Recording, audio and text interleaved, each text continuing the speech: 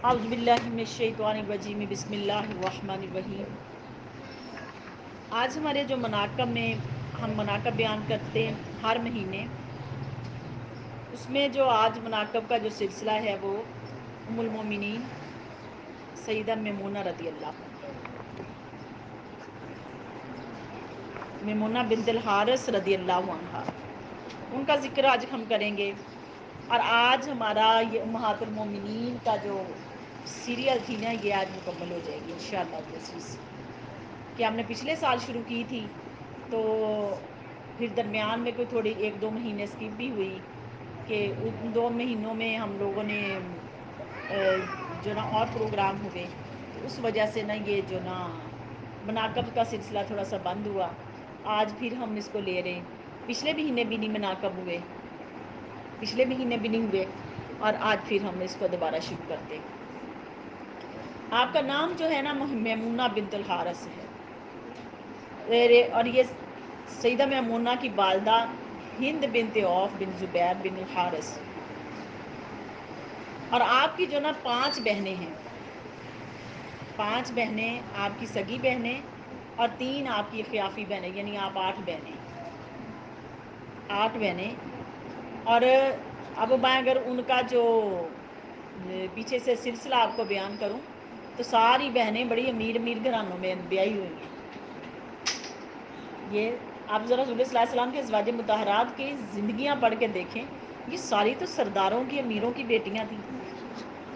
اور پھر ان کی عظمت کو سلام ہے کہ آقا علیہ السلام کی بارگاہ میں آئیں تو کیسے صبر سے رہیں، کہ جن کے گھروں میں مہینوں مہینوں چولہا نہیں چل رہا، چولہا نہیں جل رہا، اور کس پہ گزارا ہے؟ کھجوروں پہ، دودھ پہ گزارا ہے۔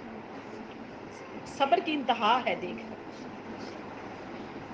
ایک بہن جو ہے نا لبابۃ الکبریٰ، جسے ام الفضل کہا جاتا ہے، یہ سیدنا عباس کی بیوی تھی،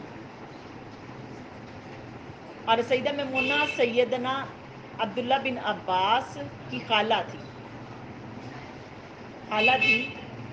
اور دوسری ان کی بہن ہے لبابۃ الصغریٰ، اسے ام خالد کہا جاتا ہے، یہ ولید بن مغیرہ کی بیوی تھی۔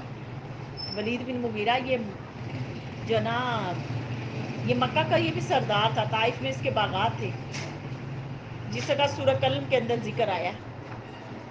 سورہ قلم کے اندر ذکر آیا کہ اس نے رسول صلی اللہ علیہ وسلم کی بارگاہ میں گستاخی کی تو اللہ پاک نے وہ آیتیں اتاری، یہ وہ ولید بن مغیرہ۔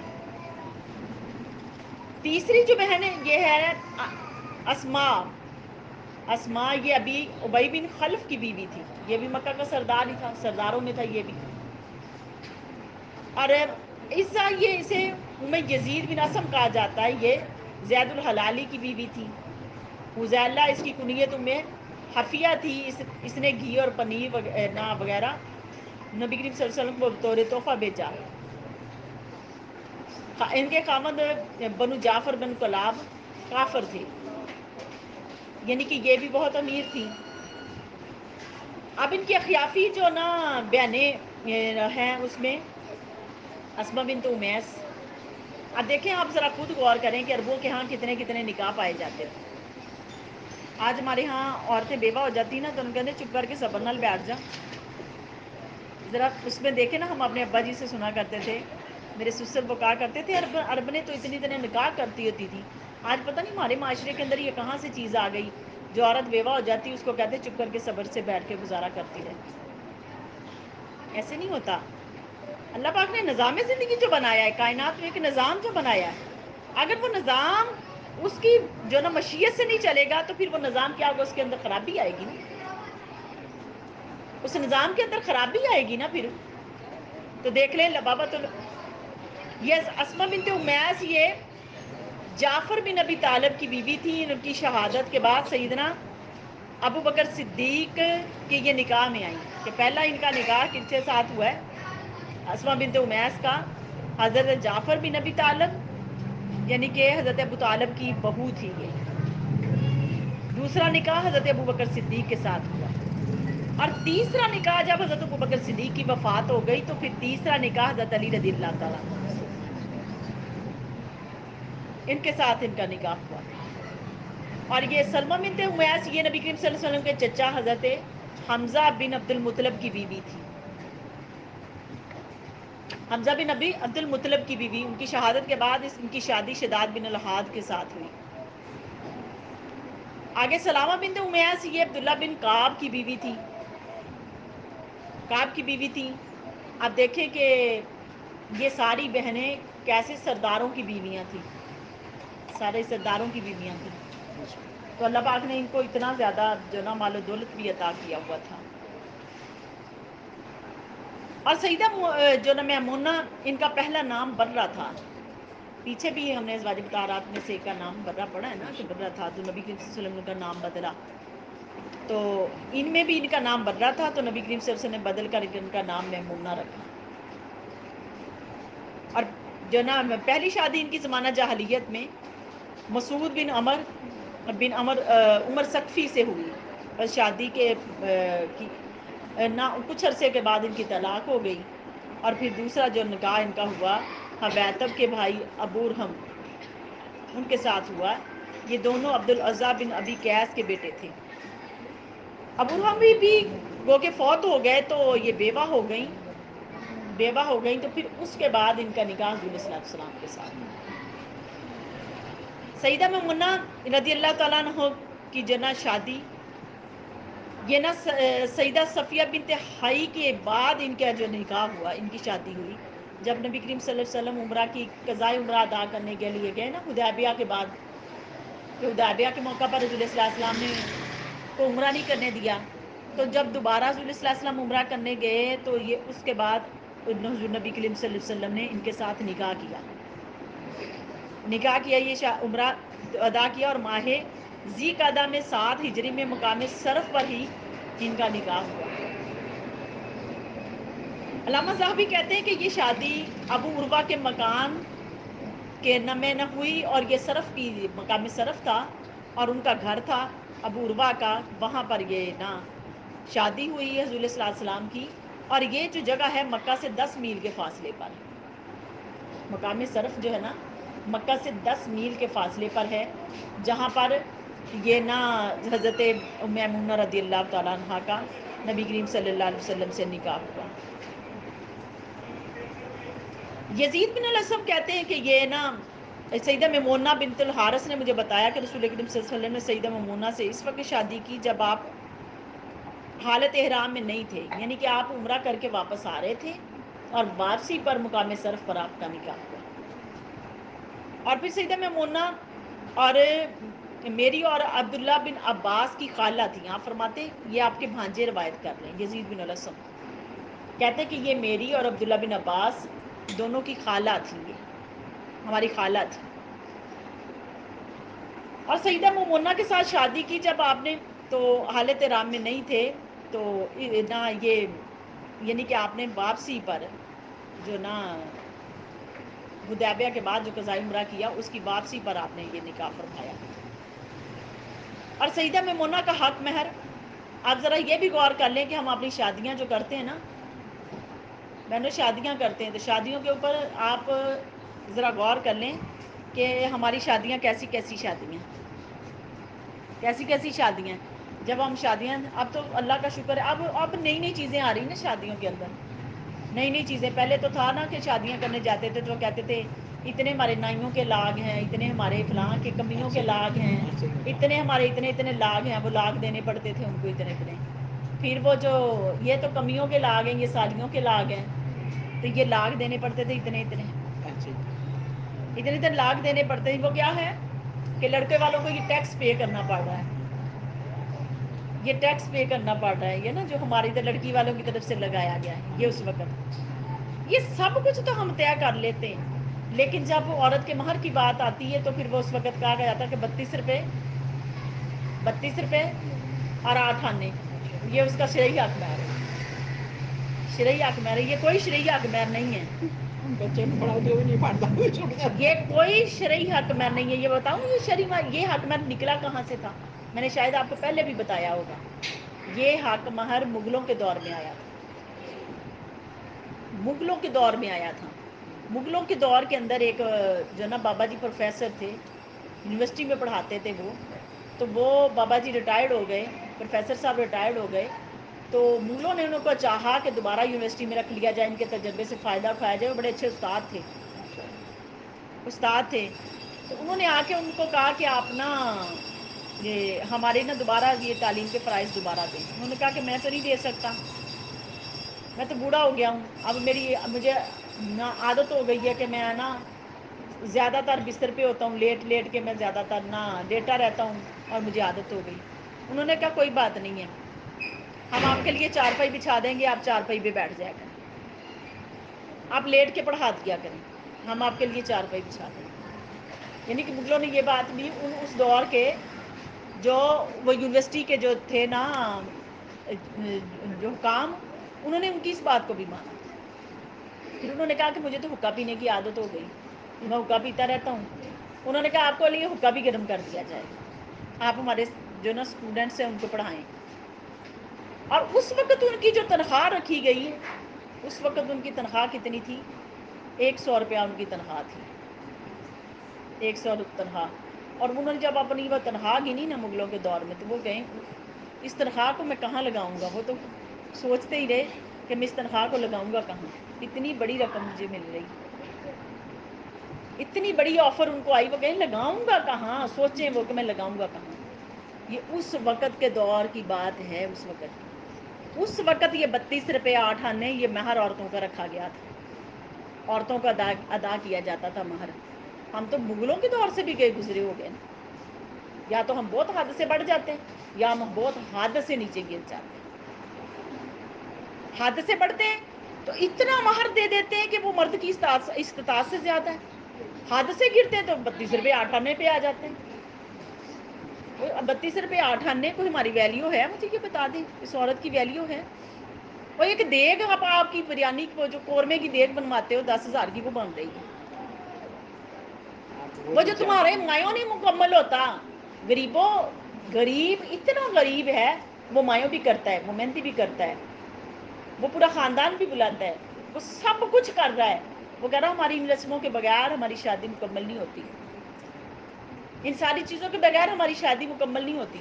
لیکن جب عورت کے حق مار کی باری آتی تو اس وقت کیا کہا جاتا ہے کہ نہیں بس یہ شرعی حق مہر ہمارا 32 روپے 8 آنے. اب تو ترقی ہو گئی کہ 5,000 10,000 چلو لکھوا دیتے ہیں. 5-10 ہزار لکھوانے والوں یہ غور کر لو کہ جو مایوں مناتے ہیں، ہم تو نہیں خیر کرتے، نہ مایوں کرتے ہیں، نہ ہم مینی مندیوں کے چکروں میں ہم نہیں پڑھتے. ہم نے تو ختم کی ہوئی ہیں، ہمارے نہیں ہوتی. اور انشاءاللہ العزیز اگلی بھی شادی ہونے جا رہی ہے، اس پہ بھی نہیں انشاءاللہ کریں گے انشاءاللہ العزیز. ہمارے نہیں ہوتا تو میں آپ کو سمجھانے کے لیے کہتی ہوں کہ دیکھو ہمارا المیہ کیا ہے. ہر الٹا کام ہماری شادیوں کے اوپر ہوتا آتا ہے تو پھر برکت کہاں سے اترے گی؟ خود غور کریں نا، ہماری برکتیں کہاں سے آئیں گی؟ پیلا سوٹ بھی ہم نے پہنانا. پیلا سوٹ کن کی علامت ہے؟ کن کی علامت ہے؟ پیلا سوٹ ہندوؤں کی علامت ہے. پیلا سوٹ ہندوؤں کی روایتیں ہیں، ہم ہندوؤں کا پیلا سوٹ بھی اپنے بچیوں کو پہنا رہے ہیں. اب مایوں نہیں کرتے، وہ محفل کر لیتے ہیں. پیلا سوٹ وہی پہنایا ہوا ہے، پیلا سوٹ وہی پہنایا ہوا ہے.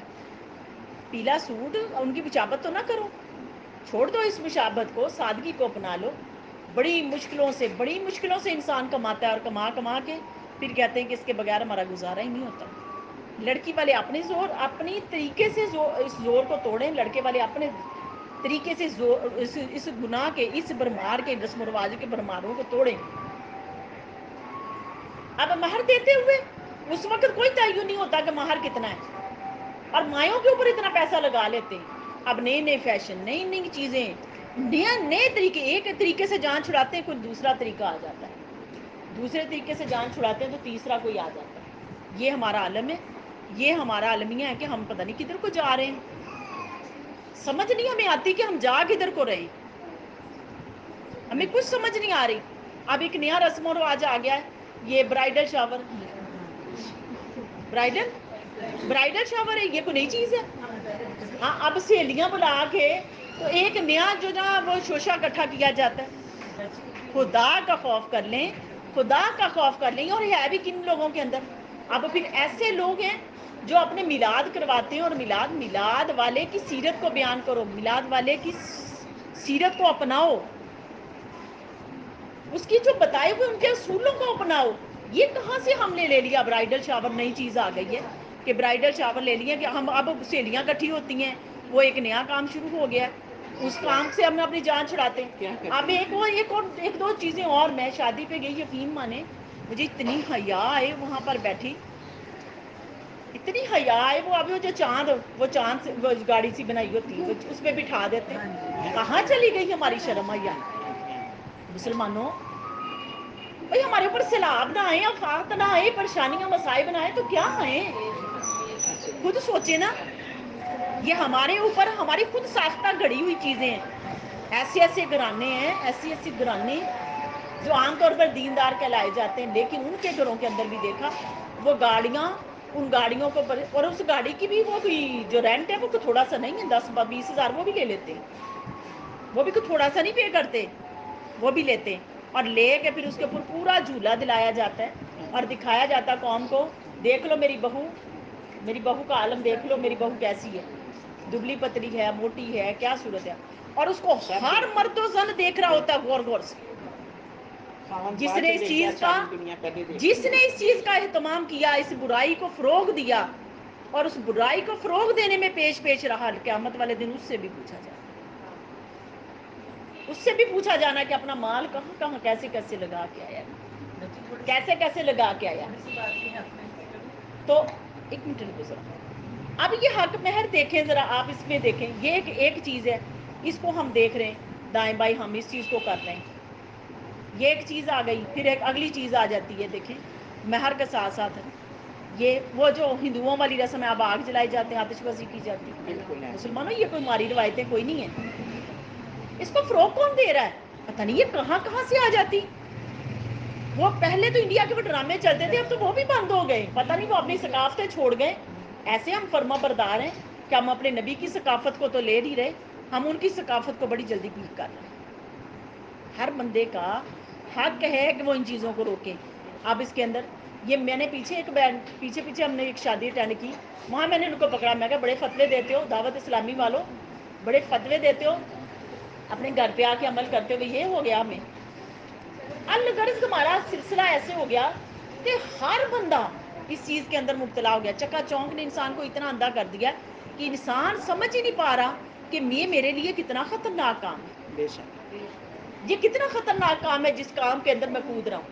اب وہ دیکھو، وہ اس کے اندر وہ اندھیرا کر دیا جاتا ہے، آتش بازی کر کے آگ جلا کے دلہن کو لایا جاتا ہے، یہ کون سی رسم ہے؟ یہ دو کی وہ چکر دلاتے ہیں، یہ سامنے لا کے کھڑا کر دیتے ہیں، پوچھ لو کم لوگ دیکھیں گے، جب لائٹ بند کرتے ہیں ہر بندہ آ گیا، اب دیکھو یہ خدا کا خوف کر لیں کہ اس کے بغیر پہلے لوگ شادیاں کرتے تھے، اس کے بغیر شادیاں نہیں ہوتی تھی شادیاں، لیکن آج المیاں دیکھ لو، مشکل سے پیسہ جمع کر کے ان چیزوں کے اوپر لا کے ہم اپنا پیسہ اجاڑ رہے ہیں، اپنی رقم، اپنی کمائی ہم اجاڑ رہے ہیں اس چیز پہ۔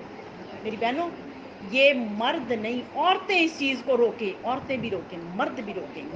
باجی میں نے کر کے دیکھا ہے، کہتے ہیں کہ ہماری بچی کی یہ رسمیں نہیں ہاں، پوری ہوتی، یہ رواج آگ نہیں لگا ہے، دو جو ان رسموں کو۔ سادگی کرتا ہے نا اس کو کہتے ہیں اس کا سٹینڈرڈ نہیں، اس کو طریقہ نہیں ہے، اس کو اب طریقہ دیکھیں نہیں ہے، یہ کہتے یہ ہیں۔ ہو گیا، اور مہر کی باری آتی ہے، پھر ہم الٹا اس کے اوپر مہر کے اوپر آ جاتے ہیں۔ باجی نے کیا سوال کیا تھا مہر جی میں بات یہ کرنا چاہ رہی تھی کہ بچی پہلے جو ہوتے ہیں وہ مہر اس لیے رکھواتے ہیں کہ انہیں بچے کی سیکورٹی ہو جائے، کچھ پیسے زیادہ، لیکن لڑکے والے یہ ایشو اٹھا دیتے ہیں کہ انہیں بسنا نہیں، اگر نہیں بسنا تو تجھے لکھوا لو۔ نہیں مہر ہونا چاہیے، یہ اگر میں نے ایسی فیملیز بھی دیکھی وہ کہتے ہیں کہ ایسے ہی نہیں ہیں، بسنا تو تجھے نہ لو۔ یہ اگر صحیح آپ نے کہا۔ مرد کی استعداد زیادہ ہے نا، اچھی استطاعت ہے، اس کی کمائی اچھی ہے، تو تھوڑا سا حق مال لکھانے میں کوئی ذائقہ نہیں ہے، کیونکہ اس کی استطاعت ہے، وہ ادا کر سکتا ہے۔ لیکن اگر کسی کی نہیں، میں اسی مہر پہ ہی جا رہی ہوں، یہ مہر نبی کریم صلی اللہ علیہ وسلم کا میں بیان کرنے جا رہی ہوں جو آپ نے ازواج مطہرات کے ادا کیے اس وقت۔ آج جو ہم کہہ رہے ہیں شرعی حق مہر، ہم نے کون سی سیرت پڑھی ہے؟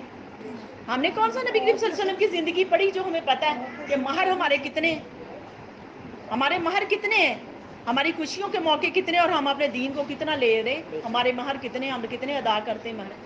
مہر مرد کی استطاعت کے مطابق ہے جو وہ ادا کرے گا، استطاعت کے مطابق وہ ادا کرے گا اپنی بیوی کا حق، وہ ادا کرنا اس کے لیے ضروری ہے کہ وہ ادا کرے گا اس کا حق۔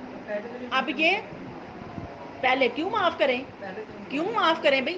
وہ جب مایوں کرنے لگے تو اس کو بھی معاف کراتے نا، وہ گاڑی پہ بیٹھنے لگے تو اس کو بھی معاف کرائیں، وہ مایوں کی گیا تھا، مہندی کی تھی، اس کو معاف کرائیں. وہ جو اتنی لمبی برات لے کے گئے تھے اس کو معاف کرائیں نا. اور پھر ولیمہ سنت ہے، سب سے پہلے ولیمہ سنت ہے. یہ 200 بندے کی برات سنت نہیں ہے، اتنی بڑی برات. اور جس کو لے کے جائیں، ہاں اگر آپ کے پاس ہے لے جائیں. اگر لڑکی والے کمزور ہیں آپ ان کا بھی خرچہ اٹھائیں، اپنا بھی کریں، لے جائیں. برات آپ کو کم دے کوئی بھی ہیں، منع نہیں کر رہا ولیمہ جتنا مرضی کرنا، بڑا لیکن کر کسی کو تنگی میں نہ ڈالے. یہ ہمارا مسلمانوں کا یہ اصول ہونا بے چاہیے کہ شک. ہم کسی کو تنگی میں نہ ڈالیں، آسانیاں فراہم کریں ان کے لیے، مشکلات ان کے لیے نا جو کٹھی نہ کریں، بے شک. آسانیاں فراہم کریں ان کے لیے.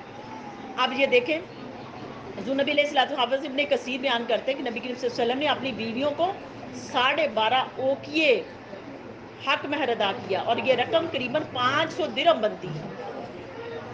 500 درہم. اس وقت دیکھ لیں درہم دینار کتنا. روپے دیکھو ہمارے کہاں پہنچے گڑے، اور درہم دینار کی قیمت دیکھیں کہاں ہے. ابھی جا کے آج حساب لگا لینا. اور مسلمان بیویوں، بہنوں، بیٹیوں اپنے بچے بیانے جاتی ہو تو یہ بھی دھیان کر لیں. یہ میں نبی کریم صلی اللہ علیہ وسلم کی دیے اپنی بیویوں کے حق میں ادا کیے ہوئے میں آپ کو دے رہی ہوں، بس بتا رہی ہوں. اور حبیبہ بنت ابی سفیان کو ان کا جو حق مہر وہ جو نا 400 دینار حق مہر ادا کیا گیا، اور یہ جو ادائیگی حبشہ کے حکمران نجاشی نے ادا کیا تھا، یہ کیونکہ انہوں نے بھیجا تھا تو یہ حق مہر انہوں نے دیا تھا. یہ آپ کا حق مہر ہے. اور سیدہ صفیہ بنت حی، وہ کہ یہ خیبر کے قیدیوں میں آئی تھی، خیبر کے قیدیوں میں آئی تھی تو رسول صلی اللہ علیہ وسلم نے پھر ان سے فرمایا تھا کہ اگر آپ چاہتی ہیں آزاد ہونا تو یہ آزاد ہو جائیں، اگر آپ پھر اسی طرح رہنا چاہتی ہیں تو ٹھیک ہے، آزاد کر کے آپ میرے ساتھ نکاح کرنا چاہتے کر لیں. انہوں نے کہا یا رسول اللہ میں نکاح کو ترجیح دوں گی. تو وہ آزادی ان کا مہر بن گئی تھی، وہ آزادی ان کا مہر بن گئی تھی. تو یہ ان کا مہر رسول صلی اللہ علیہ وسلم نے ادا فرمایا. اور وہ دیکھو کتنی بڑی شان ہے کہ آزاد بھی ہو گئی اور زوجہ بھی بن گئی، ام المومنین بن گئی، ام المومنین بن گئی. کتنا بڑا مقام عطا فرمایا. اسی طرح ان ازواج مطہرات کے بڑے بڑے مہر 500 400 درہم دینار تک حضور صلی اللہ علیہ وسلم نے مہر ادا کیے. درہم اور دیناروں میں حضور صلی اللہ علیہ وسلم نے مہر ادا کیے. آج ہم کیا کر رہے ہیں خود سوچ لو مسلمانوں. آج اگر ہم اپنی بچیوں کو کہتے ہیں نا کہ بچیوں یہ پیچھے بچی آئیے، میں نے بچیوں کو، یہ بچیوں نے پیپر دیے ہوئے تھے، میں بچیوں کو بار بار کہہ رہی تھی بیٹا سیرت پاک پڑھیں زیادہ سے زیادہ. اس کے ساتھ ساتھ جو آپ تجویدیں کر رہے ہو نا، تفسیریں کر رہے ہو، ان کے ساتھ ساتھ سیرت پاک کو پڑھو. آپ کو پتہ چلے گا کہ حضور نبی علیہ الصلوۃ والسلام کی زندگی کے احوال کیا ہے. اب اگر میں کسی کو کہتی ہوں نا تو مائیں بھی آگے سے وہ جو نا حیرت والی نظروں سے دیکھتی ہیں، اور بچیاں بھی حیرت والی نظروں سے دیکھتی. المیہ کیا ہے؟ پیچھے سے والدین بھی کمزور ہیں، آگے سے اولادیں بھی کمزور ہیں. ان چیزوں کے اندر کمزوری پائی جا رہی، جس کی وجہ سے آج ہم دین سے بھی دور ہیں اور عمل سے بھی دور ہیں. اگر آج ہم ان چیزوں کو اپنی زندگیوں کے اندر پالیں تو یقین مانو آپ ذرا آزما کے دیکھ لینا، کچھ نہ کچھ بندے کے اندر تبدیلی آنی شروع ہو جائے گی. ہر روز کے حساب سے تبدیلی آنی شروع ہو جائے گی. اور تبدیلی کہاں سے ملے گی؟ یہ یہیں سے ملے گی. پھر دیکھو کہ احادیث آپ نے کتنی ساری، حضرت میمونہ رضی اللہ تعالیٰ عنہا ان کے پاس سے ہمیں بہت ساری حدیث پاک ملی. نبی کریم صلی اللہ علیہ وسلم یہ نا فرماتی کہ نماز کے لیے وضو کیا اور اپنے دونوں پاؤں کے علاوہ اپنے جسم کا مخصوص حصے کو دھویا اور پھر پورے جسم پر پانی بہایا اور اپنے دونوں پاؤں دھوئے. یہ رسول کریم صلی اللہ علیہ وسلم کا جو نا غسل جنابت تھا کہ آپ علیہ الصلوۃ والسلام نے اس کے اندر غسل جنابت فرمایا. اور یہ غسل جنابت دیکھو تھوڑے سے پانی سے بھی فرما لیتے تھے میرے آقا علیہ الصلوۃ والسلام. اور یہ انہوں نے یہ نہ بیان فرمایا کہ پہلے آقا علیہ الصلوۃ والسلام نے استنجا فرمایا، پھر حضور علیہ الصلوۃ والسلام نے نا 3 مرتبہ دھویا، اور پھر حضور علیہ الصلوۃ والسلام نے 3 بار جسم کو دھونے کے بعد پورے جسم کے اوپر پانی بہایا. اور یہ سنت غسل جنابت کا غسل بن گیا آپ علیہ الصلوۃ والسلام کا. اور پھر آپ علیہ الصلوۃ والسلام اگر غسل فرماتے تو پھر نا ایک قدم جس جگہ پہ، کیونکہ اس وقت واش روم ایسے نہیں تھے جیسے آج ہمارے واش روم ہیں، وہ جو نا ہمارے تو یہ لگے ہوئے نا موڈ وغیرہ لگے ہوئے یہ دوسرے، تو ہم اس کے اندر جا کے نا بیت الخلاء کرتے ہیں، اس میں جو نا اپنے حاجت سے فارغ ہوتے. لیکن اس وقت تو یہ تھے نہیں، تو نبی کریم صلی اللہ علیہ وسلم جس جگہ غسل کر رہے ہوتے اس میں سے جب غسل کر لیتے نا تو پھر ایک قدم یہ 2 قدم آگے بڑھ جاتے. دوسری جگہ کو بدل لیتے، تھوڑا سا بدل لیتے اور وہاں جا کے پھر اپنے جسم کے اوپر پانی بہاتے تھے، اپنے پاؤں کے اوپر پانی بہاتے. اور یہ سنت تھی میرے آقا صلی اللہ علیہ وسلم. یہ غسل کرنے کا طریقہ یہ کنہوں نے بتایا؟ حضرت میمونہ رضی اللہ عنہ. اور حضرت عبداللہ بن عباس کہتے کہ ایک خاتون اگر بیمار ہو گئی، اس کو بخار ہو گیا تو اس نے نظر مانی کہ اللہ تعالیٰ نے اگر مجھے شفا دے دی نا تو میں بیت المقدس میں جا کے نماز پڑھوں گی. اب دیکھیں ہماری بھی تو منتیں ایسی ہیں نا مسلمانوں، ہماری منتیں بھی ایسی ہیں، ہم بھی منتیں ایسی مانتے ہیں، لیکن اس نے تو خیر نماز کی مانی تھی نا. ہماری تو منتیں اس سے بھی بہت اعلیٰ ہیں. ہم جب منتیں مانتے ہیں تو بڑی عجیب عجیب ہماری منتیں ہوتی ہیں. کوئی منت کیسی مانتا ہے، کوئی کیسی مانتا ہے، کوئی منت کیسی مانتا ہے. لیکن انہوں نے منت کیا مانی کہ بیت المقدس میں جا کے نماز ادا کروں گی اگر مجھے شفا مل گئی. سبحان اللہ. اور یہ ملنے کے لیے ان کے پاس گئی اور وہ تیاری کر رہی تھی وہاں جانے کی. پوچھا کہاں جا رہی؟ بیت المقدس میں اپنی منت ادا کرنے جا رہی. فرمانے لگی کہ میں نے اپنے نبی کریم صلی اللہ علیہ وسلم سے سنا ہے کہ صلاۃ فیہ افضل من الف صلاۃ فیہا فیما سواہ من المساجد الا مسجد کعبہ. آپ کہنے لگی کہ میں نے اقلی صلاۃ والسلام سے سنا ہے کہ کعبۃ اللہ میں نماز پڑھنا جو نہ ہزاروں نمازوں سے بھی افضل ہے سوائے مسجد حرام سے، کعبۃ اللہ میں، کہ باقی مسجدوں سے زیادہ اجر ہے نمازوں کا. تو آپ یہاں نماز پڑھ لو، آپ کی اللہ پاک جو منت ہے وہ پوری فرماتے ہیں. دیکھو مسائل کا حل بھی کیسے نکالتی تھی ازواج مطہرات.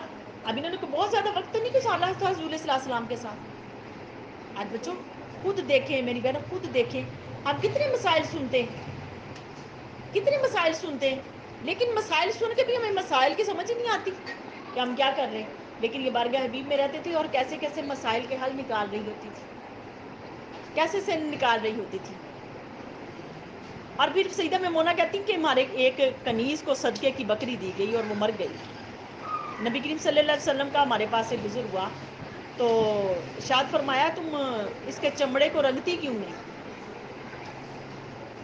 چمڑے کو رنگتے کیوں نہیں ہو، اس چمڑے سے فائدہ اٹھا لو. تو کہنے لگی یا رسول اللہ علیہ وسلم یہ تو مردار ہے، یعنی کہ جانور، یہ بکری مر گئی یا مردہ ہو گئی ہے تو اس کا جو نا اب ہم چمڑا نہیں استعمال کر سکتے. تو نبی کریم صلی اللہ علیہ وسلم نے فرمایا، کہنے لگے کہ چمڑے کا جو نا اس کو چمڑے کے طور پر مردہ بکری کا چمڑا جو ہے نا اس کی جلد سے چمڑا بنا لینا یہ جائز ہے،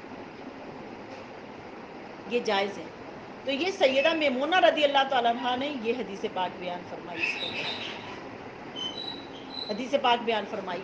اب دیکھیں کہ کتنی احادیث آپ کی بارگاہ سے جو ہمیں ملی آج اس دین کو جو ہم لے کے آگے چل رہے ہیں. پھر فرماتے کہ ایک حدیث پاک میں کہ سیدہ میمونہ فرماتی، حضرت سیدنا عبداللہ بن عباس فرماتے کہ مجھے سیدہ میمونہ نے بتایا کہ میں اور نبی کریم صلی اللہ علیہ وسلم ایک ہی برتن سے غسل کر لیا کرتے تھے. اور وہ غسل کیسے ہوتا تھا کہ ایک برتن میں پانی ہوتا تھا، اس پانی کو ڈیوائڈ کر لیتے ہوں گے، نا کہ آدھا پانی سے آپ غسل کر لیں، آدھے سے میں کر لوں گی. تو نبی کریم صلی اللہ علیہ وسلم پہلے کر لیتے ہوں گے، پھر بعد میں وہ کر لیتی ہوں گی، غسل کر لیتی ہوں گی. دیکھو کہ ان کا غسل کا طریقہ کتنا جو نا کتنا اچھا طریقہ تھا. آج دیکھیں ہم اپنے بیت الخلاء کے اندر جاتے ہیں، اپنے واش روموں کے اندر جاتے ہیں تو ہمارا کیا عالم ہے، خود سوچیں. شاور لگے ہوئے ہیں، کیا ہماری کوئی چیز پاک رہ جاتی؟ پانی کہاں کا کہاں جا رہا ہے.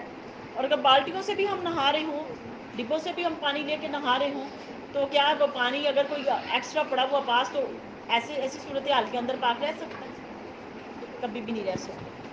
لیکن آپ کیا فرماتی کہ ایک نبی کی ویسے جو دینی مسئلہ یہ ہے کہ نہ کسی کا بچے ہوئے پانی سے نہ غسل نہیں ہو سکتا. لیکن آپ فرماتی کہ میں اور نبی کریم صلی اللہ علیہ وسلم ایک ہی بالٹی کا پانی ہوتا تھا، پہلے آپ غسل کر لیتے تھے پھر میں غسل کر لیتی تھی، غسل کر لیتی تھی. وہ کس وجہ سے تھا کہ نبی کریم صلی اللہ علیہ وسلم احتیاط سے نہاتے تھے، احتیاط سے غسل فرماتے تھے. وہ رحمت للعالمین ذات تھی، اگر کوئی چھیٹا بھی اترتا تو وہ کون سا ان کی جسم کا کوئی گندا چھیٹا تھا، پاک چھیٹا تھا. لیکن پھر بھی احتیاط کے دامن کو ملحوظ خاطر رکھتے تھے. اور یہ امتیوں کے لیے احتیاط دی کہ جب تم بھی نہاؤ تو اس احتیاط کے دامن کو ملحوظ خاطر رکھو، ملحوظ خاطر رکھو تاکہ پانی کے اندر بلا وجہ ہاتھ نہیں مارنے، ہاتھ نہیں مارنے. ڈبے سے پانی نکالے، اس کی مٹھی پکڑ کے پھر اگر آپ بالٹی یوز کرتے ہو برتن یوز کرتے تو اس کے برتن سے اس کے ڈبے کے مٹھی پکڑ کے اسے پانی نکالو اور نکال کے اس سے نہائیں، پھر اس کو اندر ہی نہ بالکل رہنے دیں، مٹھی کو باہر لٹکائیں تاکہ وہ برتن کے اندر مارنے سے پانی مکروہ نہ ہو، اس سے بھی بچو۔ تو یہ ایسے کر کے گجنا شرن جو نہ غسل ہے اس طرح کرنا یہ جائز ہے۔ اگر چھینٹوں سے پانی بچ جائے تو ایسی صورتحال کے اندر یہ سنت غسل ہے، یہ کرنا جائز ہے، اور اگر ایسا نہیں کیا تو یہ سنت غسل نہیں ہے۔ پھر ام المومنین سیدہ میمونہ کو سب سے زیادہ اللہ تعالیٰ سے ڈرنے والی اور صلہ رحمی کرنے والی تھی، اور 76 احادیث آپ سے روایت کی گئی۔ ام المومنین سیدہ عائشہ نے نبی کریم صلی اللہ علیہ وسلم سے 76 احادیث روایت کرنے کا شرف حاصل کیا، اور آپ نے بخاری مسلم میں 13 احادیث مذکور ہیں آپ سے، بخاری اور مسلم میں 13 احادیث آپ سے مذکور ہیں۔ سیدہ میمونہ سے عبداللہ بن عباس یعنی کہ آپ سے جو حدیث پاک لینے والے جو صحابی نہ ہیں، سیدنا عبداللہ بن عباس، شداد بن الحاد یعنی کہ آپ کے بھانجے، عبد الرحمن بن صائب الحلالی، یزید بن الاسم، عبید اللہ خولانی اور دیگر بہت سارے افراد نے احادیث روایت کرنے کا اعزاز بھی آپ سے لیا۔ یعنی کہ یہ جو احادیث ہیں 13 احادیث جو آپ سے جو لی گئی ہیں، یہ ان جو نا صحابہ کرام نے یہ احادیث لی ہیں۔ اور پھر سیدہ میمونہ کی وفات، ان کی وفات بھی مقام شرف پہ ہوئی، جہاں آپ کا نکاح ہوا تھا نا، جہاں آپ کی شادی ہوئی وہاں پر ہی آپ کی وفات ہوئی۔ آپ مکہ میں تھی تو بیمار ہو گئی، اور جب بیمار ہوئی تو اب آپ کے پاس کوئی بھی نہیں تھا، تو کہنے لگی، ان لوگوں کو کہنے لگی کہ مجھے مقام شرف پہ لے جاؤ۔